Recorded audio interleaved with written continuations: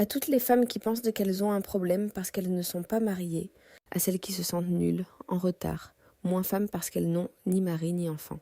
Écoutez-moi bien, le mariage n'est pas une médaille, ce n'est pas une preuve de valeur, et surtout ce n'est pas une garantie de bonheur.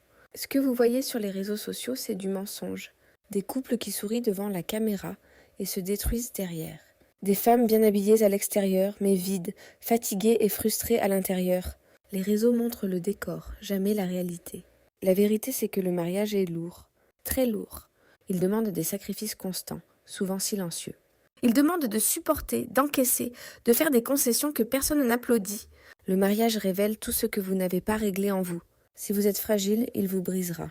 Si vous êtes dépendante, il vous écrasera. Si vous êtes naïve, il vous traumatisera. Aujourd'hui, beaucoup d'hommes sont égoïstes et ingrats. Ils veulent être servis, respectés, admirés, mais refusent de protéger, de soutenir et de se sacrifier. Ils veulent une épouse forte quand ça les arrange, et une femme soumise quand ça les dérange. Et pourtant, certaines femmes se précipitent dans le mariage par peur du regard des autres, par peur de vieillir seules, par pression sociale. C'est une erreur grave.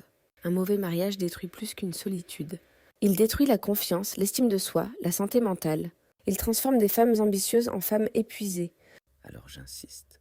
Soyez indépendante avant de vous marier. Ayez votre argent. Ayez votre stabilité. Ayez votre force intérieure. Une femme indépendante choisit. Une femme dépendante subit. Le mariage ne sauve pas une femme. Il ne la construit pas. Il ne la guérit pas. Il amplifie ce qui est déjà là. Ne vous mariez pas pour ressembler aux autres. Mariez-vous seulement si vous êtes prête à affronter la réalité, pas à vivre une illusion. Parce que le mariage n'est pas un rêve pour les faibles. C'est une responsabilité pour les femmes conscientes.